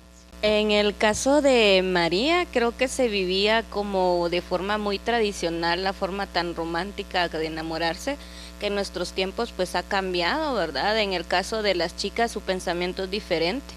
Ahora son lecturas como por ejemplo Paloma o Chicas de Alambre, que van más de acuerdo a lo que los jóvenes están atravesando en ese momento. Creo que son de esos, en el caso de Shakespeare decía que en el caso del amor existen aquellos amores profundos y los amores efímeros, y en el caso de los jóvenes que se enamoran mientras están en el colegio y cuando salen de vacaciones ya si te vi ni te conocí, y al otro año ya regresan a buscar otra pareja, pero es lo mismo, es un amor intenso que es de momento y después se acaba, ¿verdad? Loco en busca de ¿qué? De la honestidad, en busca de algo, de ese sueño que no se termina nunca. ¿O acaso no vivimos nosotros queriendo tener como líder a un Quijote que ande buscando verdaderamente la decencia, la honestidad y encima de eso su amada? Eso quiere decir entonces que el amor y en la búsqueda de otras cosas es permanente, que no cambia, que la naturaleza humana está ahí trabajando constantemente en nosotros, y que es lo que la escuela nunca mira. Estamos preocupados del teorema de Tales, o estamos preocupados de que dos rectas paralelas cortadas por una secante provocan ángulos internos y externos iguales, y que la gran diabla, y que Pitágoras dice tal cosa, y de que Einstein dice que la energía es igual a la masa por la velocidad al cuadrado, y que entre dos cuerpos que se atraen entre sí, directamente proporcional a las masas e inversamente proporcional a la distancia que nos separa, decía Kepler. ¡Hala, qué bárbaro! ¿Cuánto sabe ese señor? No. Hay que hacer una combinación de todas esas. Por eso hablamos de incertidumbre. Realmente. ¿Y por qué la persistencia y la consistencia de las cosas? Por eso precisamente. Toda la mecánica newtoniana, a ver, los profesores de mate y física de ahí atrás, pues ya se fueron. Toda la mecánica newtoniana topó con la física cuántica. ¿De acuerdo? Tiene un tope. La explicación del universo ya no puede darse con los principios newtonianos. ¿Sí o no? Newton topó. Pero es necesario entenderlo para poder dar los pasos siguientes. Entonces la física cuántica está preocupadísima con hay una historia muy simpática que se llama el gato de Schrödinger, el gato de Schrödinger, cuya batalla, cuya reflexión fregada es, ¿está muerto o está vivo el gato? Fíjense ustedes que lo que era, ¿cómo se llama? De la naturaleza humana es tremenda, ustedes, el descuido ese. Siguiente, siguiente, esta no. Bueno, existe la creencia de que los contenidos considerados teóricos son más fáciles. Es que de hecho sí es así. Nos preocupa mucho el contenido de la materia. Es el contenido de la asignatura lo que nos dirige. Es increíble. Entonces el biólogo, la gran suerte del biólogo o del químico, cualquier profesional, un biólogo que ama la biología, pero así que la lleva en el corazón con pasión, lo que le encanta a los estudiantes es la pasión con la cual el profesor hace las cosas. Él no está interesado en lo más mínimo en si una célula animal eso no es igual a una célula vegetal, ni le importa en lo más mínimo meiosis y mitosis, ni le importa en lo más mínimo el núcleo, ni le importa en lo más, nada. Pero cuando ve que el profesor le está explicando mucho, fíjense el sentido, miren lo que es la fotosíntesis, y se apasiona a él y saca la planta y dice que el color verde es una configuración de esto y del otro, y la gente le empieza a sentir gusto por lo que hace. Pero un profesor que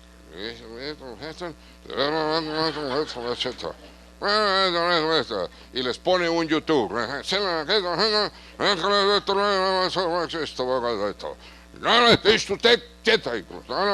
y usted hombre, por favor, hombre, es que miren, podría sacarles un montón de cosas más, de momentos clásicos, ¿verdad? Esa es tradición. Y entonces miren, existe la creencia de que los contenidos considerados teóricos son más fáciles de enseñar que los de carácter más práctico, y eso no es así. Es más, se ha creado una dicotomía entre las humanidades y las ciencias, y eso no debe estar, porque no hay nada más humano que la ciencia. Realmente no hay nada más humano que la ciencia, así que no le teman a la ciencia, ¿no? Han emergido dos lenguajes distintos que se contraponen y hay un desprecio de uno hacia el otro, incluso en el campo científico. Se pelea mucho el tema de las ciencias sociales con las ciencias duras, las llamadas ciencias duras, que no debiera desde luego ser de esa manera, ¿verdad? Debemos desarrollar la inteligencia general para resolver problemas usando el conocimiento de una manera multidimensional. A ver, ¿qué quiero decir con una manera multidimensional? Tomando en cuenta la complejidad, el contexto y con una percepción global, ¿verdad? ¿Qué creen ustedes que quiero decir con multidimensional? Bueno, considero que es el uso de todas las herramientas de las que él dispone en cuestiones de aprendizaje. Por ejemplo, considero de que no tienen que estar peleadas las ciencias, en todo lo contrario, ¿verdad? En el caso de, por ejemplo, en una clase de química, ponerlo a preparar un jugo de naranja con soda, pero que aparte de explicar las propiedades, tenga que utilizar, por ejemplo, tablas de Excel para hacer sus cálculos, que tenga que utilizar comunicación y lenguaje para poder explicar y entregar la receta a las personas que llegan. Entonces, ahí estamos abarcando todas las dimensiones de sus aprendizajes, y él está poniendo que todo es integral, que necesita de todo para poder hacer algo bien hecho. Es el maestro el que anda buscando precisamente esa integralidad. Es él el que reconoce cuáles son los factores propicios, los momentos propicios incluso. Es él el que reconoce qué es lo que está sucediendo en el ambiente para aprovecharlo. ¿Vieron la luna? La luna cuando fue la superluna. ¿La vieron? Ese es un momento que no se da a cada rato, pues. Sí, la luna se acerca repetidas veces a la Tierra, ¿de acuerdo? Pero no, lo que sucede es que hasta el 2032 creo que va a volver a pasar de que el perigeo, que es el momento más cercano, si me equivoco me disculpo, de que el momento del perigeo, cuando la luna está más cerca, es al mismo tiempo que la luna es llena. Y entonces, como la luna está llena, nos percatamos del fenómeno, que es brutal, ¿verdad? Esa lunona esa intensidad de la luz que se está dando, que es un fenómeno multidimensional. ¿Por qué? Te emociona la luna. ¿Las emociona la luna o no las emociona la luna? Sí. Yo quiero compartir que en el caso de, por ejemplo, la luna no solo es un fenómeno, sino que ha inspirado melodías, poemas. En el caso de las cuestiones de ciencias, que la luna afecta a las personas que tienen alguna lesión. La luna llena es cuando más niños nacen, entonces es multidimensional. Así es. Es decir, hay cualquier cantidad de oportunidades en las cosas que uno puede utilizar para poder aprovechar y enseñar y explotar el tema ese. Ahí hay un puente que quise poner esto porque esto pasa cada rato en Guatemala, no fácilmente nos curamos del tema. Vean cuánto rato hace que se ha estado hablando de Belice, del puente Belice, ¿verdad? Cuando se ha estado hablando del puente Belice, un puente hecho magistralmente, pero que está llegando a su punto de ya no aguantar, pues, ¿verdad? Por el uso que se le ha dado. Y eso cada rato pasa. ¿Y por qué pasa esto siempre? No sé, porque nunca los guatemaltecos sabemos prever, sabemos podernos adelantar a. Siempre pongo un ejemplo, lo he dicho montones de veces. Todos los pasos a desnivel que hay en la capital, ningún paso a desnivel que yo sepa, así que puedo estar equivocado, ningún paso a desnivel fue planificado antes de, no de hacerlo, perdón, ¿verdad? Sino que fue planificado cuando se estaban construyendo las calles. Todos los pasos a desnivel construidos han sido una reacción al problema de al problema del tráfico. O sea, totalmente una reacción. Y en cerca del 25% de los casos no ha resuelto nada. Se debe desarrollar un pensamiento que reconozca y enfrente la incertidumbre de nuestro tiempo y enseñar principios de estrategia que nos permitan afrontar los riesgos y modificar su desarrollo en virtud de las informaciones en el camino. Si algún país es con problema de riesgos es Guatemala. Nosotros sí tenemos constantemente, es un país riesgoso, muy riesgoso. Aquí no nos pasan más cosas porque Diosito nos cuida verdaderamente. Solo porque nos cuida mucho, porque si no nos cuidara como nos cuida, a saber qué nos hubiera pasado ya, en todos los sentidos, en el sentido social, en el sentido económico, en todos los sentidos, ¿verdad? Por eso es que cómo modificar ese desarrollo. Yo creo que ustedes han oído hablar de un tema muy especial que les recomiendo mucho que lean al respecto de eso, resiliencia. Bueno, la resiliencia, que es la capacidad del ser humano de sobreponerse a las vicisitudes de la vida, al dolor que no le permite crecer. Entonces es resiliente en la medida que es capaz de sobreponerse a. Y créanme pues que hay cosas muy muy difíciles. Y entonces el tema es cómo enseñar a enfrentar cierto tipo de dificultades. La decisión que San Pedro La Laguna tomó es una manera muy clara de ver cómo enfrentan un problema que no puede tratarse con tibieza.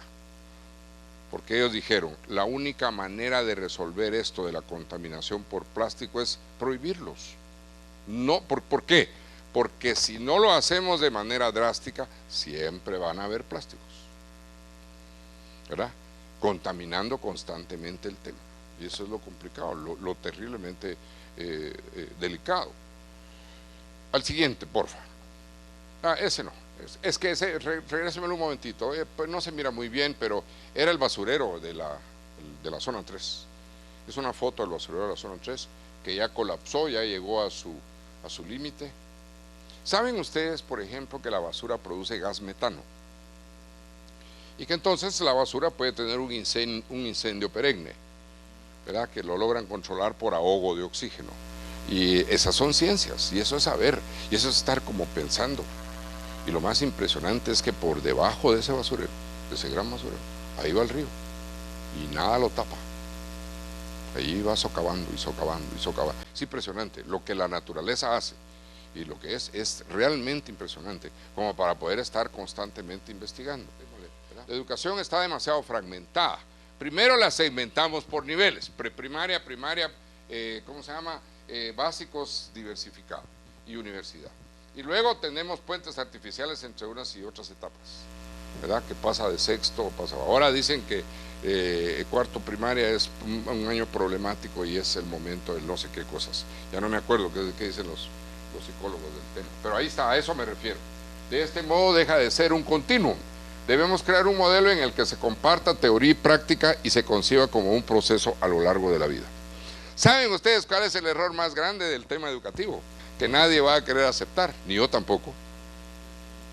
¿Saben cuál es el error más grande del sistema educativo? Tener vacaciones. Nadie dice nada, ¿verdad? El error más grande es tener vacaciones. Rompemos ese continuum. Y para Guatemala, grave. Nuestros niños tienen 3 meses de vacaciones. Se rompe completamente en ellos la estructura de pensamiento necesaria para estar aprendiendo constantemente desde el punto de vista sistemático, porque el cerebro no deja nunca de aprender, porque aprenden otras cosas. ¿Por qué creen ustedes que se empezaron a hacer escuelas de vacaciones y ponen a los niños a hacer esto y a hacer lo otro y la grandeada? Lo único malo es que los que logran son los del pisto, ¿va? Los que tienen pisto para pagarle a los hijos. En el mejor de los casos, los adolescentes sobre todo consiguen un trabajo, en un trabajo despachando cosas, en restaurando cosas por el estilo, porque algo están constante, pero se nos queda un gran número de estudiantes pajareando, pues, o porque ahora no se puede ni barranquear.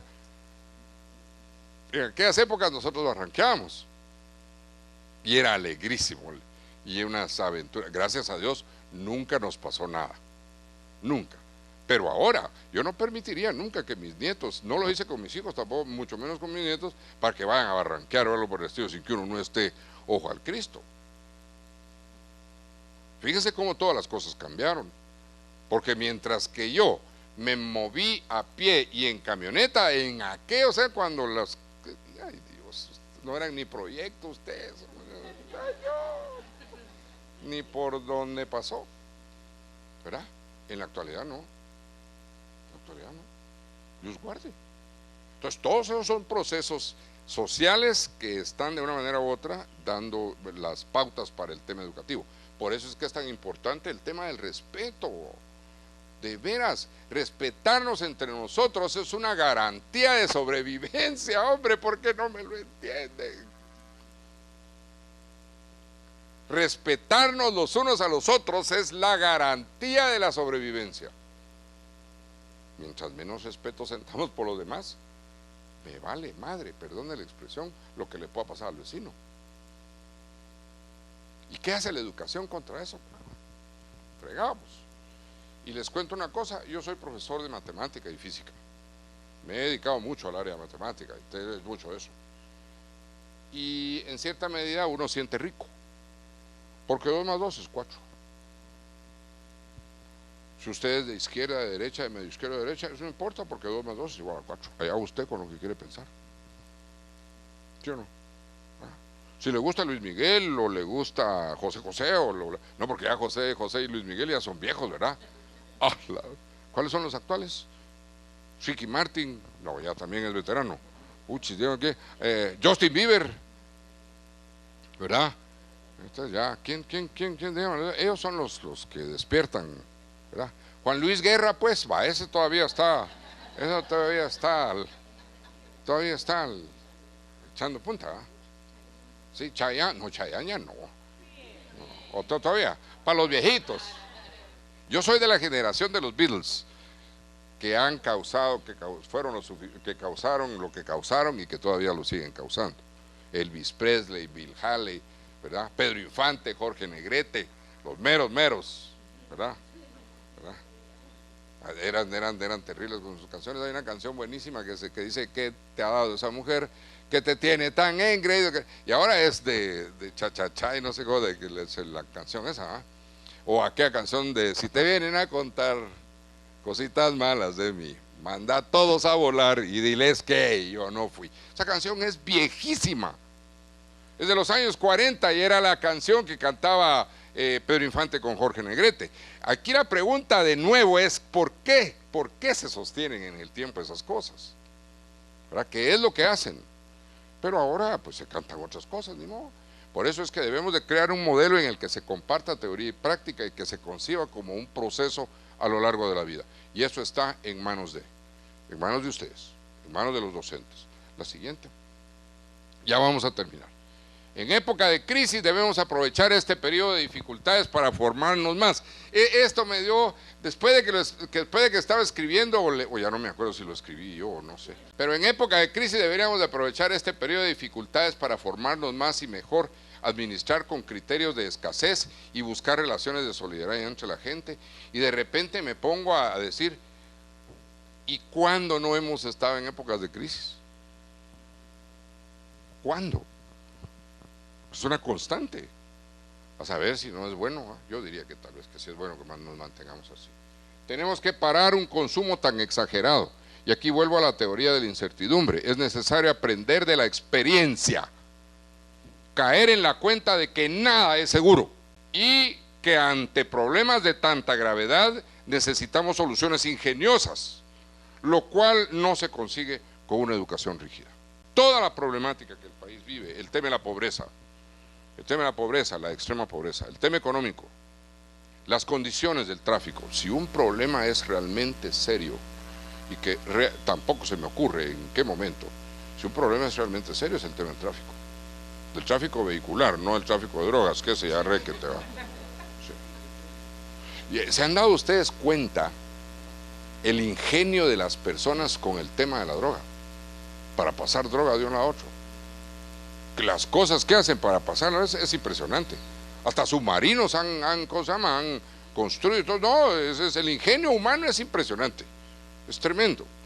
Y en ese sentido, por favor, les recomiendo algo que si, porque uno vive pobre, si no de mil amores conseguíamos.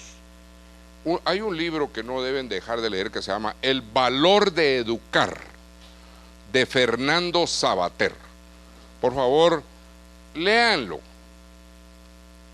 Hay un montón de libros buenísimos, pues, pero El valor de educar, de Fernando Savater, es una lectura que debe ser una lectura obligatoria para todo maestro, entre todas las cosas que hay, pero El valor de educar es sumamente importante.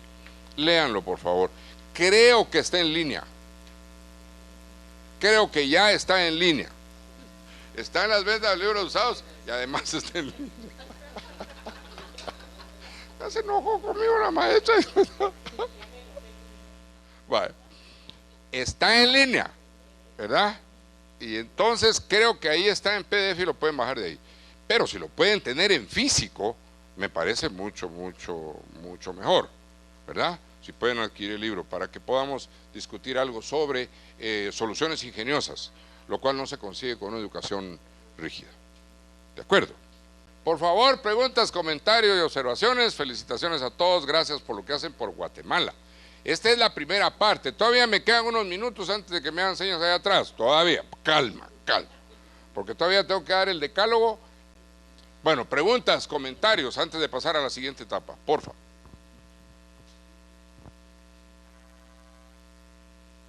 Uno y para atrás, por favor, ¿sí? Todos deben de tener una copia de esto, por favor. Porfa, pásense, una para cada uno. Si quieren llevarse una para algún sucuate, todavía no, hasta asegurarme que todos tienen. Cuando ya nos hayamos asegurado que todos tienen, entonces vemos si se pueden llevar. Si hay omisiones, faltas de ortografía, lo que sea, por favor no le hagan caso. Corríjanlas en lugar de criticarme, por favor. ¿Sí? Sí. Mira que hay un tú que no está tildado. Lo que les di ya para terminar es un decálogo, que quisiera que le diéramos una repasadita. ¿De acuerdo? Esto es para que se lo lleven, es mi regalo de Navidad. Oye, Es mi regalo de Navidad. En serio. Primero, debe establecerse claramente qué es lo que el estudiante debe aprender. Por favor, cada vez que vayan a dar una clase, asegúrense, el ideal es por clase, asegúrense de saber qué es lo que ustedes quieren que el estudiante aprenda. ¿Estamos? Deben de, y buenísimo si el estudiante sabe qué se espera de él. ¿De acuerdo? Entre hoy y mañana vas a aprender a distinguir entre un pronombre personal y uno que no lo es. ¿Estamos? Entonces todos tienen claro qué es lo que se quiere. Y desde luego, nunca olvidemos, por favor, dentro de las estrategias que utilicemos para eso, nunca olvidemos que hay ciertas habilidades que queremos desarrollar. Entonces la estrategia es en función de que si el tema es, vas a distinguir entre pronombres personales y los que no lo son, ¿verdad? ¿Cuáles son las estrategias que me van a permitir a mí que los estudiantes fortalezcan la habilidad de la lectura y la escritura? ¿De acuerdo? No es el contenido la clave, por favor, no es el contenido la clave. El contenido es solo el camino donde voy a moverme para enseñar las habilidades, las competencias. Por eso es que sí hay que saber de cuál es la competencia que se persigue. ¿De acuerdo? Va la primera, pues. Por favor, algún comentario que quieran hacer. No les vayan a dar café, por favor. Ni reacción ni nada. Castigados porque no ponen atención. Nadie dice nada. Segundo, deben reconocerse cuáles son las experiencias previas necesarias para el nuevo aprendizaje. Todos han oído hablar del constructivismo. Todos han leído algo del constructivismo. A todos los han obligado a planificar en función del constructivismo, ¿verdad? En sus diferentes instituciones, que no voy a criticar en este momento, pero bueno, ahí está el tema del constructivismo. Entonces, siempre piensen que lo que sí es cierto es que todo el conocimiento que uno va adquiriendo, lo va construyendo, y lo va construyendo en función de la experiencia a la cual soy sometido. Ustedes pasaron por la experiencia del número primo y por la experiencia de la aceleración. ¿Qué es aceleración? No sea por lata. De la velocidad en la unidad del tiempo. Bien. Y si, por ejemplo, si el tema de la aceleración fuese un tema que a mí como profesor me importa que lo sepan en la punta de la lengua, porque me va a servir mañana, el mes entrante, el próximo semestre, en el siguiente año, voy a estar fregando constantemente con lo mismo. ¿Qué quiere decir eso? Que cada día y de repente, cual un loco, ¿qué es aceleración? Es el cambio de la velocidad en la unidad del tiempo. Muy bien. ¿Me entienden? ¿Es 0 un número primo, sí o no? No. Es decir, esas cosas, esa constancia, lo que pasa es que también a veces uno tiene que tener mucho cuidado de no asustar a la gente. Pues ni modo, nunca nos hemos visto, pero si fueran mis alumnas ya sabrían la fregadera con una clase conmigo. Pero ese es el punto para poder estar constantemente teniendo a la persona atenta. Aprendizajes significativos, la capacidad de concentración que adquieran, la capacidad de poner atención, ese es un aprendizaje significativo, lograrlo. Y entonces tengo que estar constantemente haciendo cosas que permitan que la gente, y haciendo cosas lo más interesante posible. Y entonces por eso es que debo de saber cuáles son las experiencias previas. Cuando definimos el número primo, si la persona no sabía que era divisibilidad, que es una experiencia previa, entonces el conocimiento no llega como debe ser. ¿Ya?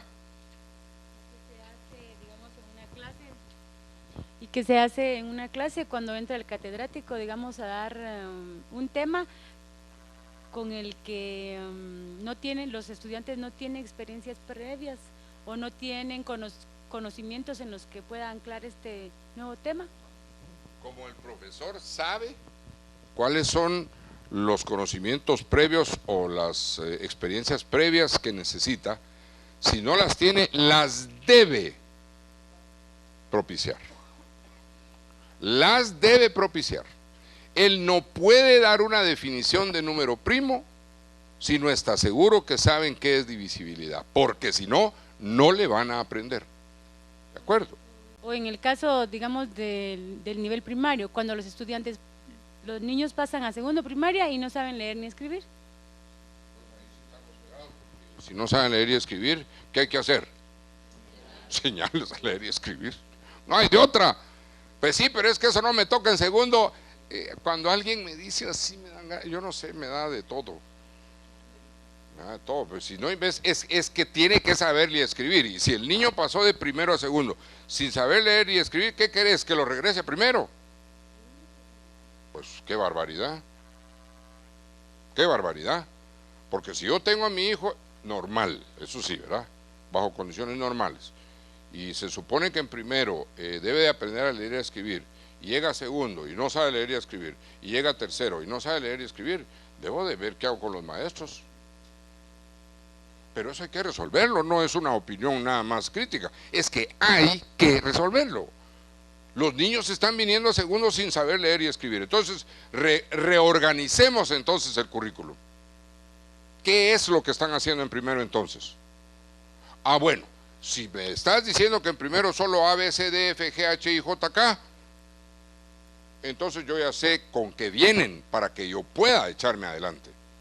Pero no puedo, porque si le llegan a segundo y no saben leer y escribir y usted está dando segundo, lo siento en el corazón y en el alma. Si yo fuese su director, yo le exigiría que les enseñara entonces a leer y a escribir. ¿De acuerdo? No, ni modo. ¿Por qué? Porque todo lo que usted haga en segundo grado sin la previa de la lectura y la escritura del nivel correspondiente va a hacer que usted fracase. ¿Sí o no? Pues entonces voy a decir, ya veo, usted no le enseñó nada a los patojos de segundo. ¿Estamos? Número 3. Como maestro debo saber cuáles son los procesos de pensamiento implicados en lo que van a aprender. ¿Sí? Le repito, como maestro debo saber cuáles son los procesos de pensamiento implicados en lo que van a aprender. Un proceso de pensamiento se refiere a la capacidad, por ejemplo, de establecer relaciones. Un proceso de pensamiento aparece cuando yo digo 5 más A igual 8.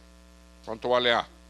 Entonces, para que él llegue a decir que A vale 3, tuvo que haber pasado por un proceso que le permitiera hacia atrás, ¿verdad?, tener la experiencia de decir, 5 más alguien es 8, quiere decir que a 5 le falta alguien para darle 5, 6, 7, 8, aunque sean los dedos, pero sabe qué es lo que hay que hacer.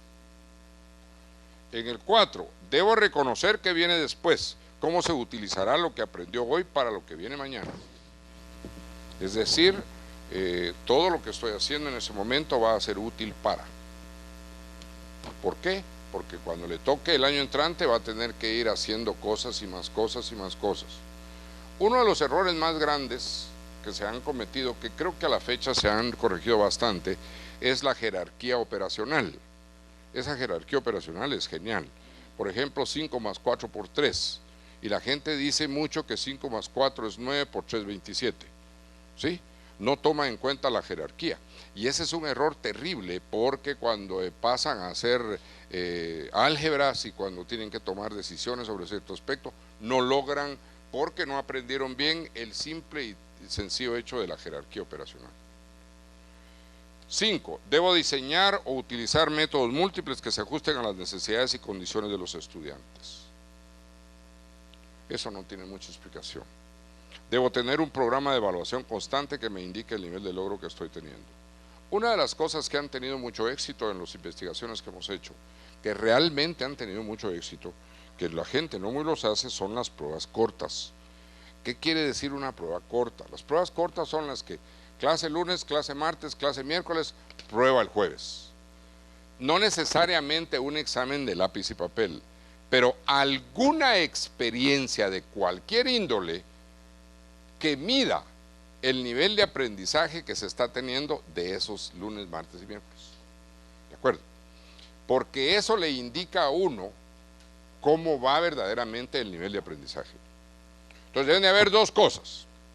Si es de lápiz y papel, hay que hacer el esfuerzo de que en no más de 2 días se devuelva el examen corregido, para que uno de maestro y los mismos estudiantes sepan bien, en dónde están los errores y qué es lo que la gente no ha aprendido. Entonces, esos sistemas de evaluación les recomiendo mucho, pero así muy enfáticamente, les recomiendo que tengan un mecanismo de evaluación que les permita saber cómo van avanzando. 7. Si los resultados que obtengo de mis evaluaciones no me satisface, debo determinar qué es lo que pasa. Sí, pero yo tengo un programa que llenar. Y si no lleno el programa, la directora o el director me van a fusilar. No piensen así. No deben de pasar al siguiente momento si no han logrado convencerse de que lo anterior es efectivo. ¿Por qué? Porque van a fracasar. Porque seguro es que van a tener una serie de problemas. La ejercitación sigue siendo importante para el aprendizaje. Esta debe ser adecuada, consistente y orientadora tanto para el alumno como para el maestro. He oído mucho de que los padres de familia protestan mucho por los deberes, ya no quieren que se les deje deberes, ya no quieren que, ya no quieren que los niños hagan nada en la escuela digo yo, en la casa. Y entonces es una batalla que hay que saber explicar y hay que saber ganar. Lo que pasa es que los niños llevan 8 clases y cada clase les deja un deber que les toma 45 minutos. Pucha, 45 minutos por 8 es un montón de tiempo. Entonces los niños no duermen. Otra cosa es que hay que explicarles cosas como, por ejemplo, los padres de familia se ponen muy bravos porque se van al puerto y el día domingo al mediodía los niños quieren regresarse porque no han hecho la tarea. Entonces empiezan a fregar. Entonces protestan los papás con la escuela, porque la escuela que les está quitando la oportunidad. No, también lo que pasa es que los niños se les da una tarea desde el lunes, para que la vayan haciendo lunes, martes, miércoles, jueves, viernes, pero lo dejan todo para el domingo. Entonces ni modo, así no. Pero todas esas cosas hay que aclararlas con los padres de familia y aclararlos con los directores de la escuela, de qué es lo que están haciendo. La otra es que la ejercitación debe fortalecer lo mecánico, la comprensión y el desarrollo conceptual, la aplicación y la creatividad para buscar diferentes caminos para resolver algún tipo de problema. ¿De acuerdo? Bueno, comentarios, preguntas. No es pregunta, simplemente agradecerle por compartir los conocimientos con nosotros de esa forma, porque como usted decía, ¿verdad? Eso no es trabajo de un día para otro, es la experiencia que usted tiene y comparte con nosotros, y muy bien la forma en que lo ha hecho. Muchas gracias. Muchas gracias, muy amable. Gracias. Pues yo para contarles que el año pasado también vine a este encuentro, y cuando usted hablaba de la velocidad yo ya sabía de qué iba a hablar, porque el año pasado lo dijo. Entonces yo siento que eso es cuando los conocimientos son significativos, porque el año pasado también para mí fue algo así como sorprendente y también importante, ¿verdad? Entonces esa parte se me quedó, y cuando yo escuché que dijo que iba a ser el dictado, iba a ser lo de la velocidad, yo recordé rápidamente, y no fue porque lo memoricé, sino que fue algo significativo para mí. Entonces eso es muy importante y es un gran ejemplo que nosotros debemos de tomar en el momento pues de hablar con nuestros alumnos o educarlos. Ya se sabía de memoria la definición. Ajá. Muchas gracias. Pues ven ahí cómo va la cosa. ¿Alguien más? Voy a terminar con un chiste que es menos simpático, que me causa mucha gracia, pero muy significativo el chiste. O sea que no lo estoy haciendo para entretenerlos. Nada más.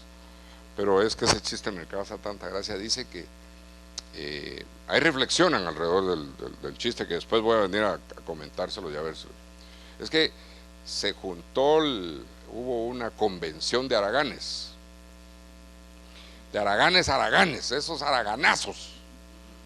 Entonces, que la convención se las prepararon los ¿cómo se llaman? Los los familiares, los hijos, los amigos, porque los haraganes no hacen nada.